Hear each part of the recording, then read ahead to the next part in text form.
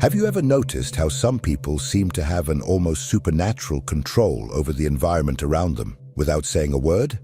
They don't shout, they don't beg, they simply withdraw, and suddenly everything changes. The energy shifts.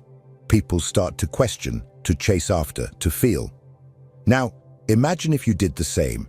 If you stopped reacting immediately to everything, if you chose silence instead of the automatic response, retreat instead of explosion, what do you think would happen? That's where the point lies. When you stop being always available, emotionally, physically, psychologically, the world around you goes into crisis. Because people are used to controlling you through your reactions, through your impulses, through your predictability. But the day you choose to withdraw, the game changes. And those who thought they knew you realize they know absolutely nothing about you. Carl Jung said, "Everything that irritates us about others can lead us to a better understanding of ourselves."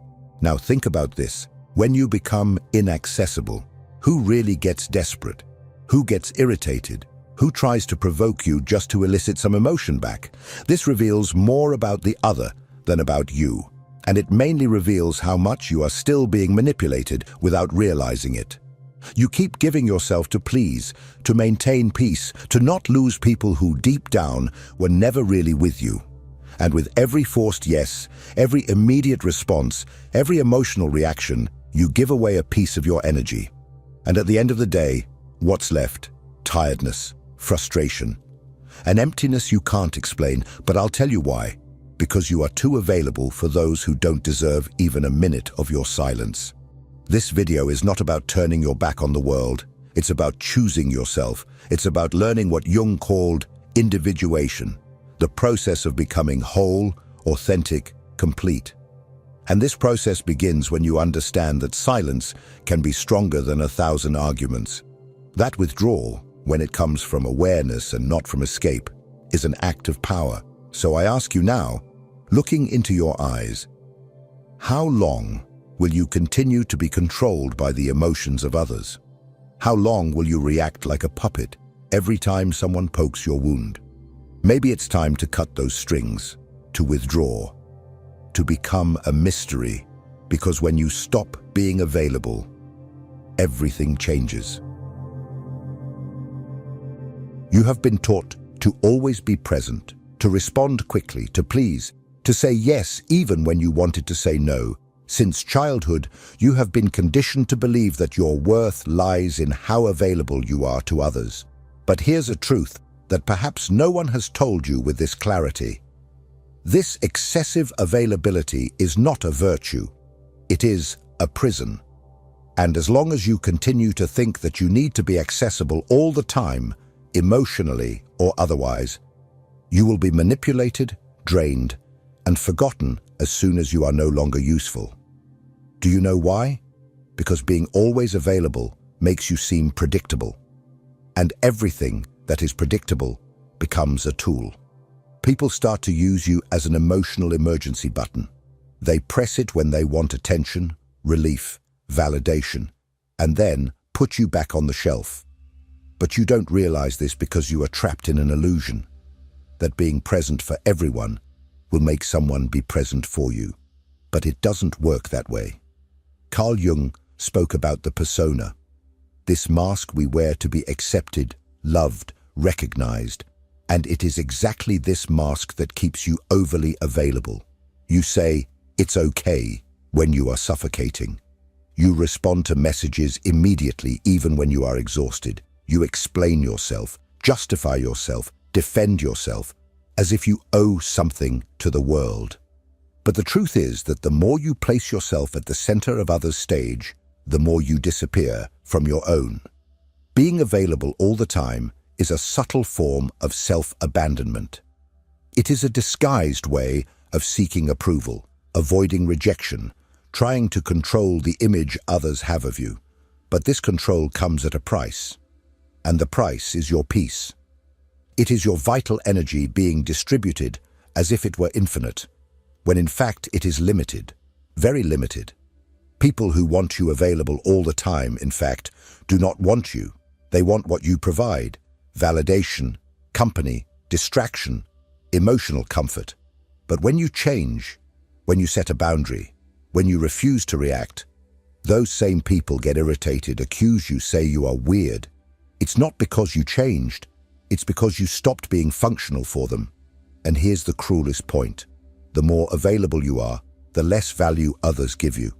Because what is too abundant becomes emotional rag. No one respects what they don't have to earn. No one values what is always there. So now, stop and think. Who truly deserves your time? Who deserves your attention, your presence, your listening? Or better yet, who deserves your absence? But before answering that, we need to understand one essential thing. Why do we react so much? Why do we give in so easily? What is behind this almost automatic desire to respond, justify, and please? The answer lies in what Carl Jung called psychic energy. And that is what we will talk about in the next part. Because your energy is all you have, and if you don't learn to protect it, someone will use it against you. If this content is making sense to you, click the subscribe button and subscribe to the channel. Thank you for your support. Carl Jung did not see the human psyche as an automatic machine that reacts to stimuli without consequences. For him, our mind is like an energy system, and every thought, emotion, and action consumes a part of that energy. The question is, are you choosing where your energy goes, or are you letting the world decide for you? Every time you react impulsively, you are wasting psychic energy. When you defend yourself against a criticism that didn't even deserve attention, when you respond to a provocation just to prove you are right, when you engage in useless discussions, when you try to please those who do not value you, you are spending your inner strength on what does not nourish you. And Jung was clear: that which you resist persists. The more you react, the more you bind yourself. People who live emotionally drained are not weak. They are misdirected. And do you know what happens to someone who lives exhausted? They become vulnerable. And when you are vulnerable, you become easy prey.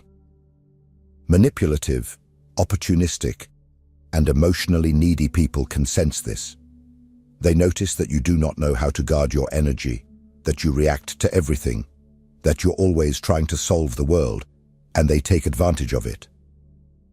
Jung said that a healthy psyche is one that knows how to keep energy within the system. This means knowing how to say no without guilt, knowing how to remain silent without feeling cowardly, knowing how to observe before acting. Because true power is not in reacting. It is in choosing when and how to act. And this is only possible when you know yourself well enough to recognize your own impulses. How many times have you lost sleep over an unresolved conversation? How many times have you spent hours ruminating on what you should have said, or trying to understand why someone treated you poorly? This is energy being drained without return. You are keeping alive ghosts that should have died long ago, and feeding dynamics that only exist because you insist on responding. Psychic energy is like a force field. When well guarded, it creates presence. You enter a room and command respect without saying a word. But when poorly managed, you become invisible, reactive, fragile. And the world has no mercy for those who give in easily. Therefore, start observing your own triggers. What makes you react automatically? What makes you lose your center? These are the exact points where your energy escapes. And that is where you need to work. Not to become cold or indifferent, but to be selective, to be sovereign over yourself. And here comes one of Jung's greatest revelations. When you conserve your energy, you break the projections that others place upon you. And that bothers a lot. Because now we are entering a dark territory, that of silent manipulation. In the next part, we will explore how opportunistic people feed off your energy and why your unavailability completely disarms these games. Get ready to look into the eyes of those who have always drained you without you realizing it. You think you are in control. You believe your reactions are conscious choices. But the truth is darker. Most of your emotional responses are programmed. And those who understand this manipulate you easily. Opportunistic people don't need to raise their voices, threaten, or force situations. They just trigger the buttons you've left exposed, and you react, always. Carl Jung called this projection. The psychological mechanism through which people project onto others what they cannot see in themselves. But there is another side to this phenomenon that few notice. While others project onto you, you also become the receptacle for these images. And the more emotionally available you are, the more you become a blank canvas for these projections. You know that friend who only reaches out when they are in crisis. That partner who always needs you to save the day. That person who praises you, but only as long as you are useful to them. None of this is by chance. They are not relating to you. They are relating to the idea of you, to the role you agree to play. And why do you agree? Because you are afraid of disappointing, afraid of not being loved, afraid of being abandoned. The most effective manipulation doesn't happen in shouting. It happens in the silence of guilt. When you feel that you owe something to the other, when you believe you need to be available, need to help, need to understand, even when it destroys you inside. And here is the central point. The manipulator doesn't need to control you. They just need you to keep reacting the same way. But when you stop reacting, the game breaks. When you start saying no, responding with silence, withdrawing instead of explaining yourself, the projections begin to crumble. The mask they put on you falls, and this leaves people unsettled because they no longer know who you are, and worse, now they are forced to look at themselves, and not everyone is prepared for that. Your unavailability is a threat because it forces others to confront their own emptiness. The silence you offer reveals the internal noise they don't want to hear. And then comes the attack, the criticism, the emotional drama. Not because you are wrong, but because you stopped serving as a convenient mirror. Jung said, "We do not become enlightened by imagining figures of light, but by making the darkness conscious." When you withdraw, when you stop feeding the cycle, the other's shadow begins to emerge. And this is unbearable for those who have always used you as an escape. But what about you? Are you ready to deal with the discomfort of being misunderstood, rejected, or even attacked for protecting yourself? Are you ready to endure the silence that comes after the rupture? Because it is precisely in that silence that a new kind of power is born. And that is what we will talk about now. In the next part, you will understand why silence can be the most devastating weapon of the human psyche, and how it completely changes the dynamic between you and the world. The modern world is noisy. Everyone wants to be heard, wants to respond quickly, wants to win pointless debates and prove their point, even if it costs them their own peace. But there is a power that few know, and even fewer master. The power of silence. Not the silence of passivity or cowardice, but conscious, strategic, brutally lucid silence.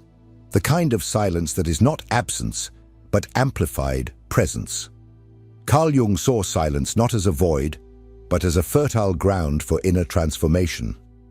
When you stop reacting, you begin to observe. And by observing, you see patterns that previously went unnoticed. Emotional repetitions, manipulation games, cycles of self-sabotage. Silence allows for lucidity. And lucidity is dangerous for those who live to control you. Have you noticed how some people panic when you don't respond? When you don't explain yourself? When you simply disappear? It's not because they miss you. It's because your silence takes away their narrative control. While you speak, you are still in the game. But when you are silent, you change the rules. And that unbalances anyone who thrives on your reaction. True silence is not the absence of voice. It is mastery over one's own energy. It is the refusal to be dragged down by someone else's emotions. It is the conscious choice not to engage in battles that are not worth your wear. Jung said that individuation, the process of becoming who you truly are, requires this distancing, because only in silence can you listen to yourself without the world's interference. But don't be fooled. Silence has a price. It will distance you from people who only valued you for the role you played. It will make you incomprehensible to those who only saw you through their own projections. It will make you seem cold, distant, arrogant. But all of this is a reaction from those who never wanted to deal with your depth, only with your utility. And here is the hard truth. The more you mature, the more selective you become with your words, because you understand that each sentence is an energetic investment, and not everyone deserves access to your truth. Sometimes silence is not retreat. It is sovereignty. It is the language of those who no longer need to prove anything to anyone. Silence is uncomfortable because it forces the other to deal with their own thoughts, with their own internal noise. And this discomfort reveals more about them than any argument of yours could reveal. You don't need to explain your absence. It explains itself. And those who feel threatened by it reveal how much they depended on your imbalance to maintain their own control. But the most powerful silence is not the one that disturbs the other. It is the silence that reconstructs you from within. The silence that connects you to something beyond external approval. It is in this internal space, free from others' demands, that you begin to recover your vital energy, to reconnect with your essence. And this is precisely what we will talk about in the next part. Because it's not enough to just cut out external noise, you need to relearn how to use your energy consciously. To choose where it goes, where it stays, and most importantly, where it should never be wasted. It's time to learn to be selective with your own soul. If you're in the process of reclaiming your energy and setting boundaries, you'll find real value in my book, Beyond the Shadow. It breaks down Jung's most important ideas and gives you tools to protect your energy, set boundaries, and reconnect with your true self. Link is in the pinned comment. It's no use understanding all of this intellectually if, in practice, you continue saying yes when you mean no, responding to messages that bother you, participating in empty conversations, and maintaining relationships that only exist out of inertia.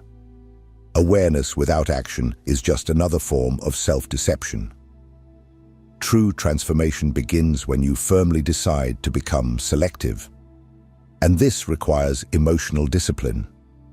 Conscious unavailability is not about being cold, arrogant, or indifferent. It's about no longer being accessible to anyone, at any time, for any reason.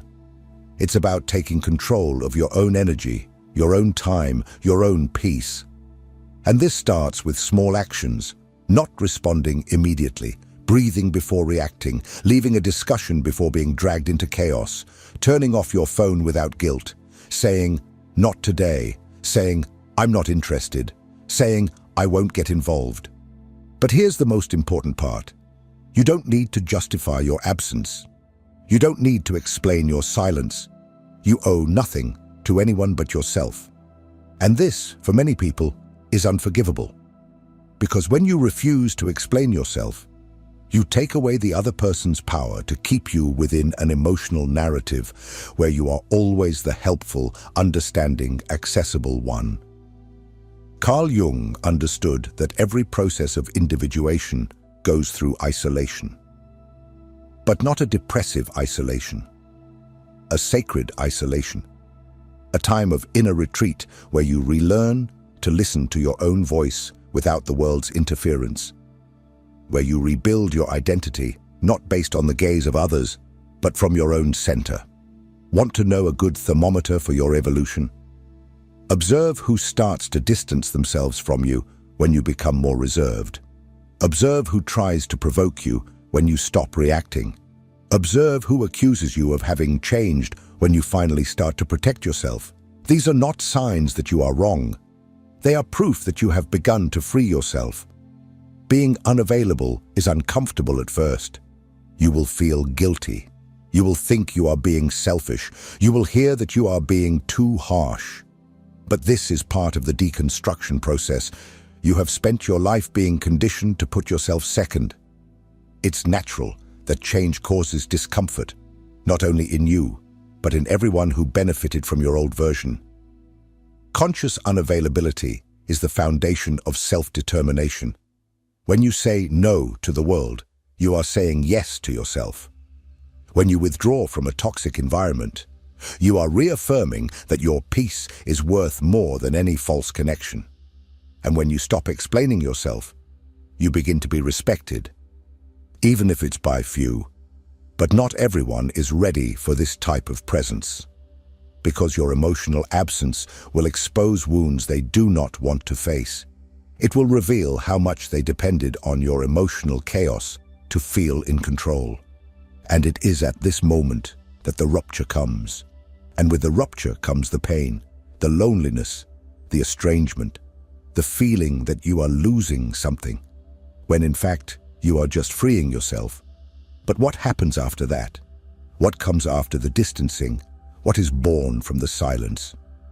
In the last part, we will talk about this, about the rebirth that only happens when you have the courage to be misunderstood, to be alone, and to become whole on your own. It's time to understand why the loneliness of the strong is the path to true freedom. When you stop being available to everyone, something profound begins to happen. First comes the silence, an uncomfortable silence that seems to scream inside you. You wonder if you did the right thing, if you are being too harsh, if you are losing people who liked you. But gradually, this silence transforms. It begins to cleanse, to calm, to heal. And then comes solitude. But not the solitude of absence. It is the solitude of total presence, your own. The solitude of the strong. The solitude of one who no longer betrays themselves to keep others close. And in that space, where there was once confusion, clarity enters. Where there was once anxiety, peace enters. Where there was once neediness, a new kind of strength enters. The strength of being whole within yourself. Carl Jung said that the process of individuation, becoming who you really are, requires you to distance yourself from the collective, that you disidentify from the mask, that you walk alone for a while. And that is exactly what you are doing when you decide to become unavailable. You are not fleeing the world. You are returning to yourself. It is at this point that you stop being a reactor and become a creator. You cease to be shaped by circumstances and begin to shape your reality from within. The people who feel uncomfortable with your absence, they reveal that they never wanted you. They wanted the role you played. And now that you no longer fit, they don't know what to do with you. And that is liberating. You will lose people, but you will find yourself. You will distance yourself from places, but you will reconnect with your essence. You will become misunderstood. But finally, you will begin to be respected. Because when you are no longer available for anything, you become valuable, rare, unforgettable. And don't be fooled, this is a rebirth, a new beginning, the start of a life where you are no longer available for emotional crumbs, for mind games, for voids disguised as affection. Now you only accept what resonates with your peace, with your truth, with your wholeness. And if you have made it this far, it's because a part of you is already ready for this new path. A part of you has already understood that being loved means nothing if, for that, you have to abandon yourself. And that true self-love begins when you choose yourself, even if it costs you to be alone for a while.